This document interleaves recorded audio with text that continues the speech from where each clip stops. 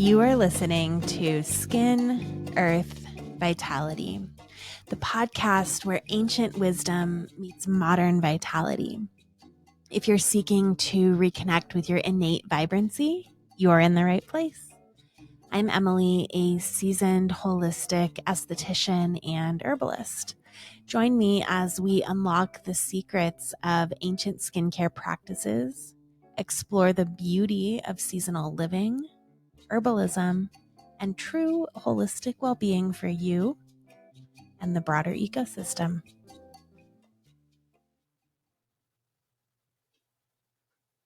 Hello, and welcome back to the show. Today's episode is meant to answer the question, is facial massage an alternative to Botox? And my intention and my hope is that by the end of this episode, you're pumped and you're ready to incorporate facial massage into your lifestyle. And so if that's the case, I would invite you to head to my YouTube channel after you finish this and subscribe, because I'm working on building my channel up with more of a library of content that you can easily find. In the past, I've kept a lot of this content on my Instagram, but at the time of this recording, Instagram doesn't make it very easy for you to search videos that you're looking for your specific needs. And in addition to this, I've been working behind the scenes on some more ways that you can learn proper face massage techniques from me. So stay tuned for that. Alrighty, Botox. Let's talk about Botox. This is a spicy topic. My work is absolutely never to dog on anyone who gets Botox. I have several clients, several friends who do, and I love these women. I respect these women, and I know that they are making the decision that serves them the highest in this season. So you do you. It actually has nothing to do with me, so I'm not really concerned with what other people are doing with their body. I'm not here trying to convince anyone of anything. That's never the energy that I desire to reside in. Instead, I'm here to share with you that if you do not desire to get cosmetic medical intervention, or you want to discontinue cosmetic medical intervention, there are many other options for looking and feeling like a babe during all seasons of your life. And I hear so often from so many people, I feel like I'm the only person in my friend group who doesn't get Botox, and it feels like a lot of pressure. I want to fit in, all the things. And I just want you to know that you are not alone. There are so many people not doing this. And I hope that you find a home here in this community.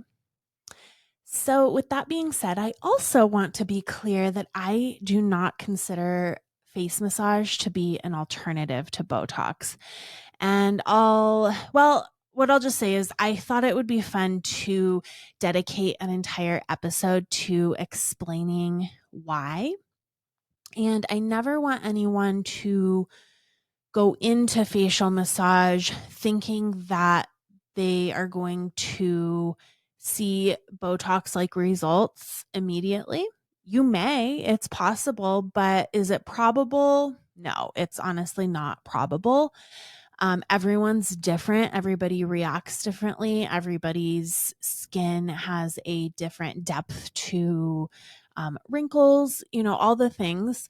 But my hope is that you leave this episode with just so much inspiration of how beautiful facial massage is, and that it's not a consolation prize for Botox, like, oh, I'll just do the next best thing because I want to be natural and wah.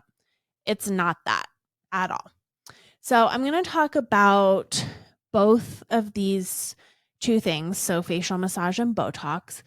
And I'll start with Botox and then move into facial massage. They're not opposing forces, though. They're not like two opposite teams. They're just two things side by side.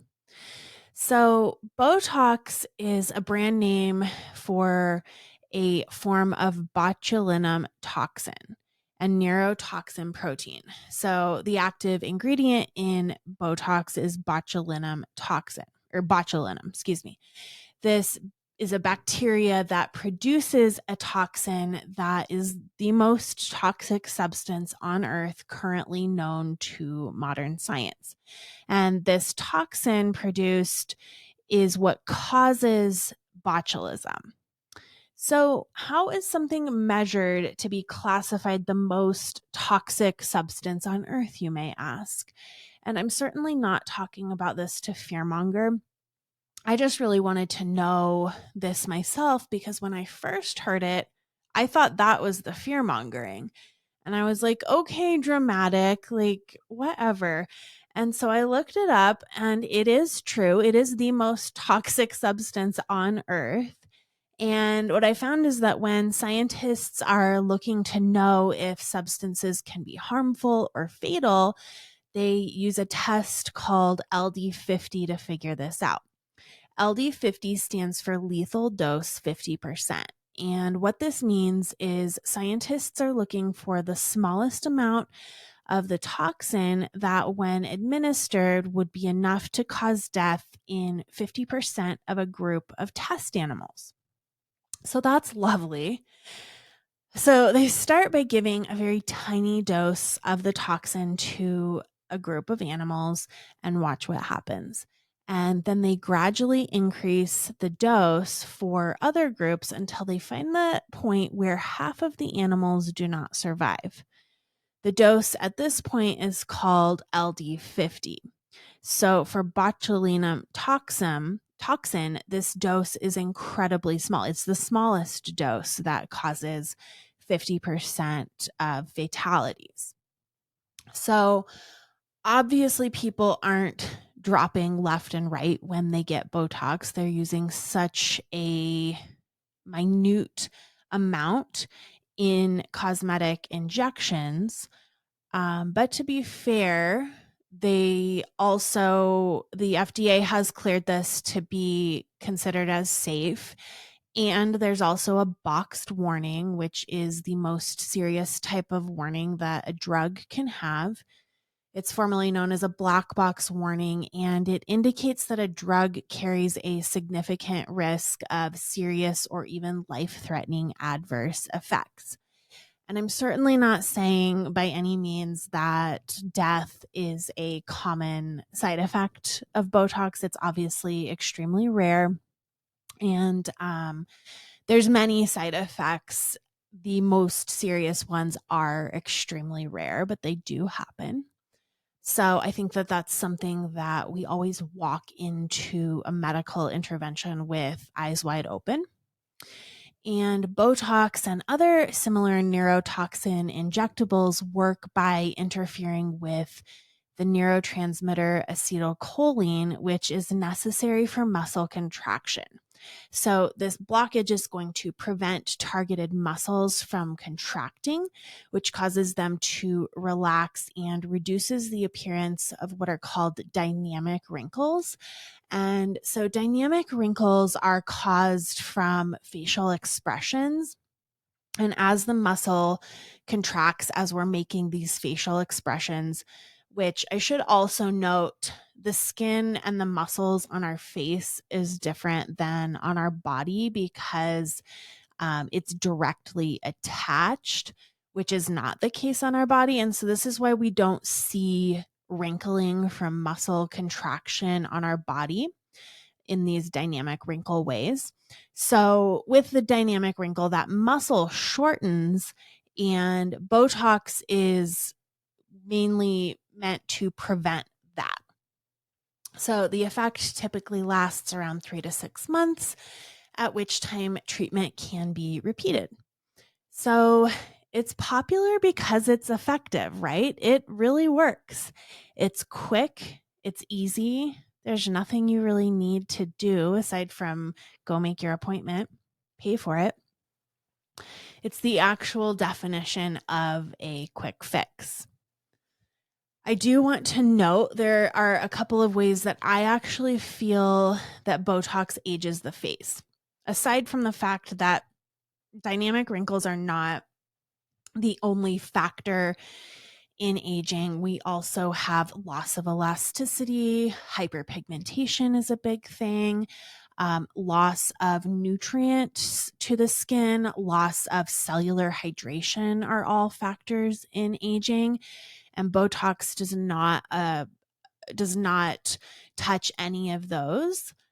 And in fact, I feel that it can contribute to aging in some ways. So, yes, it does paralyze the muscle. Yes, it will flatten or soften muscles, but it is going to contribute to stagnation.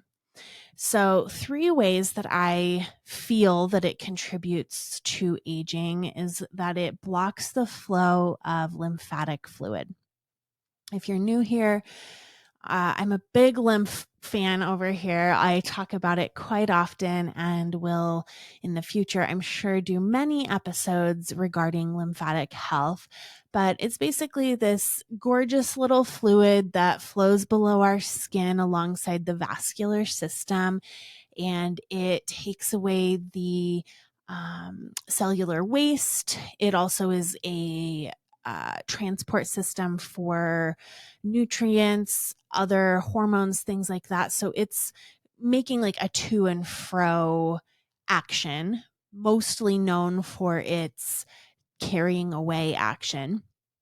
And when we do not have lymph moving because the muscles aren't there to move and pump the lymph along its vessels, this can lead to puffiness, degradation in elasticity. We're not getting nutrients in the skin. We're not getting flushing out of the old junk.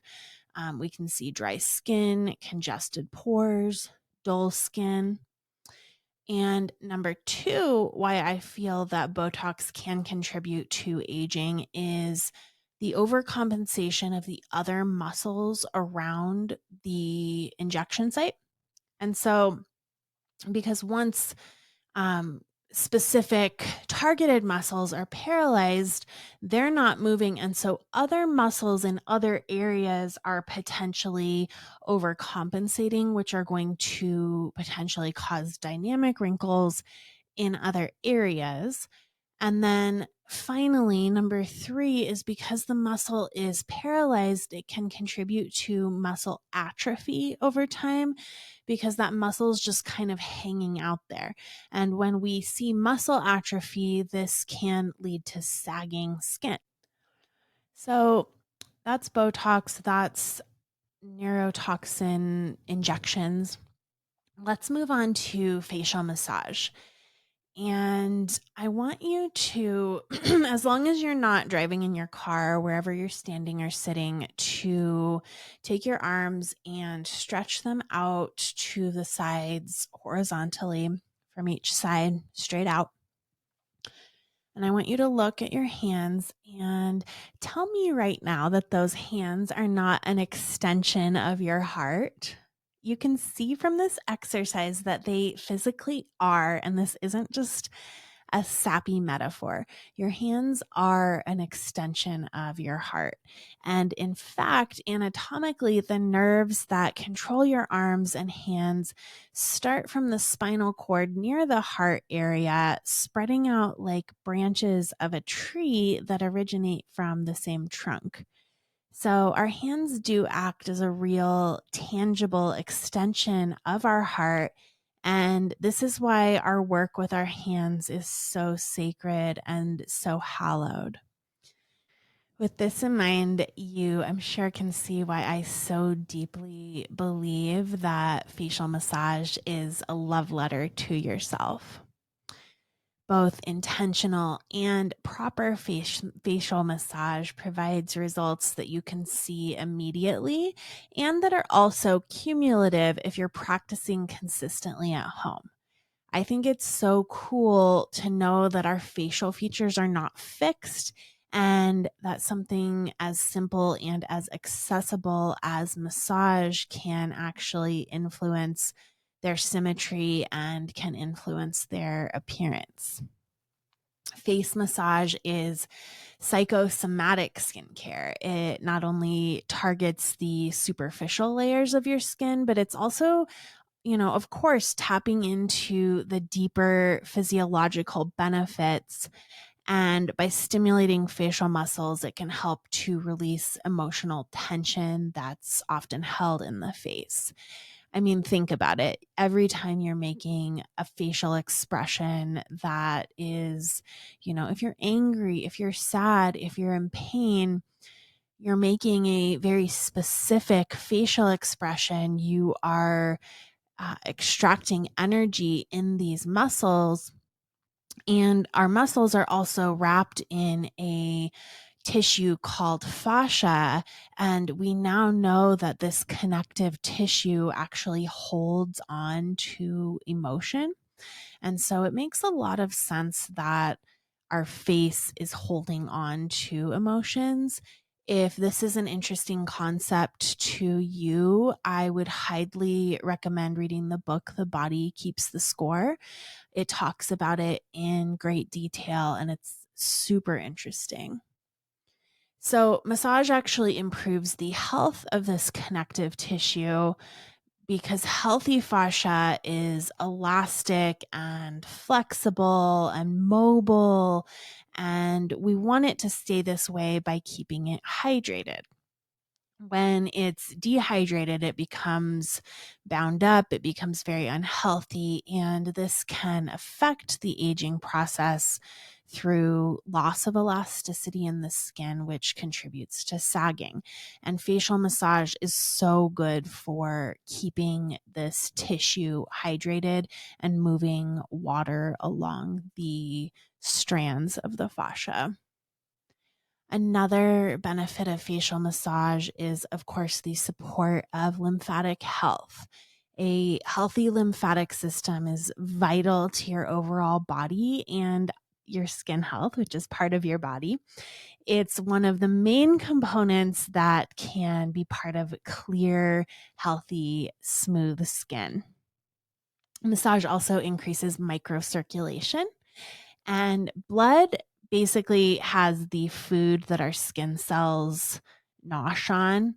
It's oxygen and nutrients. And when skin has those, it can function correctly.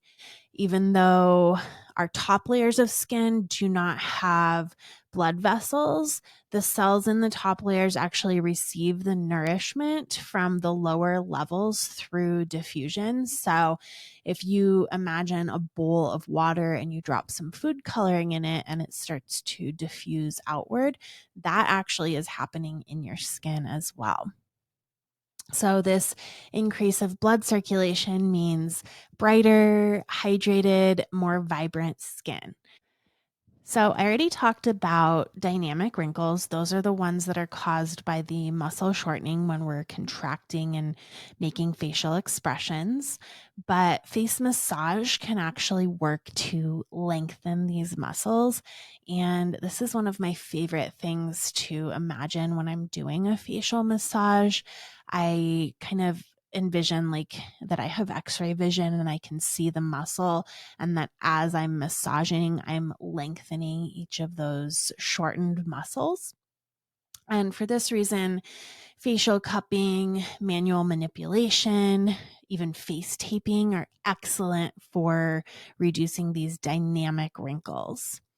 Face massage can also assist with both types of wrinkles as it improves cellular communication, it restores elasticity, and it supports collagen production.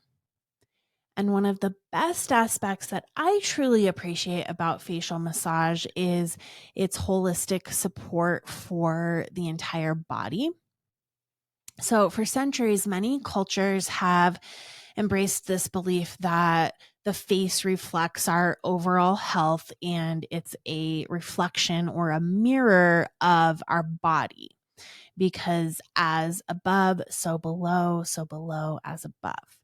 This principle is the foundation of facial reflexology, which suggests that our face has many maps of our body, and our hands are actually acting as conduits of the body's inherent electrical current. And when we massage our face, this stimulation sends messages through the nervous system to corresponding areas of the body, enhancing our overall well being. So, oftentimes, tools are used with facial reflexology, and I love a great tool, but they're really just an accessory. They're not the necessity. You're getting the same effects of facial reflexology by simply massaging your face with your hands. So as far as gua sha goes, in some of my training, I've learned to think of Chinese meridians as rivers flowing through the body. And when there's a blockage downstream, it's going to impact that specific area. And same with if there's a blockage upstream, it's going to impact that specific area. But by releasing and nurturing the flow of these rivers, so think of a river in nature. If there's a log in the way or rocks in the way, moving them, releasing them is going to impact the flow further on down the stream. So, take, for example, the connection between the forehead and the back, which are part of the same meridian path. And by relieving tension and enhancing healthy flow in the forehead, we're benefiting that area locally, but we're also supporting the entire path extending down the back and vice versa. So if we're working on the back, we're going to support our forehead. And I personally experienced this when one of my friends who attended the same gua sha course that I am in performed this treatment, and she performed gua sha on my back. And oh my God, I had like a facelift on my forehead just from her working on my back, which just proves the profound interconnectedness of our body and our body's meridian system. So if you want to look at it in a different way, let's talk about the concept of fascial trains. This is another lens which we can view our body's interconnectedness. So fascia, we've talked about, it's our connective tissue that wraps around, it supports our muscles, our bones, our organs, and it forms long continuous lines throughout the body that are also known as fascial trains. These trains, aka lines, link various parts of our bodies in ways that might not seem obvious at first glance. So, for example, tension in our facial muscles can be linked through our fascial lines to tension in the back, to tension in the shoulders, the chest, our hips. This means that when we address tension in one area, say through facial massage, we're potentially easing tension along that entire line, which is pretty cool. And this is why I'm a big fan of using a lacrosse ball on my back often, or using a foam roller or an acupressure mat to really help to address tension in the back, which is just good anyways, but it's also doing a favor for your face and helping with healthy, vibrant aging. And this also means that working our face can be supportive to the rest of our body. And I just think that's amazing. And I hear it every single day from my clients, just shocked that how is it that it just massaging my face has made my entire body feel like I got a massage. It's not woo woo, it's real. I've seen it time and time again, and we're so lucky that we get to know about that. Okay, so we've discussed what neurotoxin injections do and what face massage does. So we know that they're totally different in their mechanism. Now, what if you get Botox and or fillers and you want to massage your face?